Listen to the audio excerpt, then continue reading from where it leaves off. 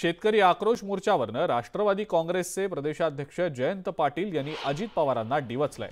अजितदादांनी हा मोर्चा पर्सनली घेऊ नये, केवळ त्यांच्या मतदारसंघातील नव्हे तर राज्यातल्या शेतकऱ्यांचा हा प्रश्न आहे।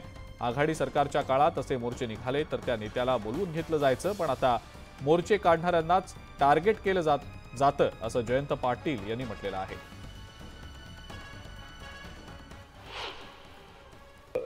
विशेष समाधान हे आहे की खासदार डॉक्टर अमोल कोल्हे यांनी मोर्चा काढलेला आहे आणि तो 30 तारखेपर्यंत चालणार आहे। मला वाटतं आजचा पहिला दिवस आहे आणि एवढ्या मोठ्या प्रमाणात महाराष्ट्रात त्यांचा या मोर्चाची नोंद घेतली जाते, त्याचा अर्थ सी वोटरचा सर्वे खरा आहे।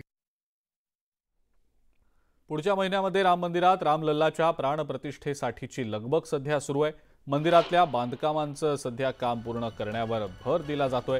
अयोध्येत जाण्यासाठी भाविकांसह राजकीय पक्षांची सुद्धा लगबग सुरू आहे। अशातच राम मंदिर सोहळ्याच्या अनुषंगाने मुख्यमंत्री एकनाथ शिंदे यांनी शिवसेना पदाधिकाऱ्यांची बैठक बोलावलेली आहे।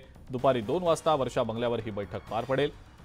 अयोध्येतला हा सोहळा, याची देही, याची डोळा पाहण्यासाठी येणाऱ्या भाविकांच्या सोयींबाबत चर्चा होण्याची शक्यता वर्तवली जाते।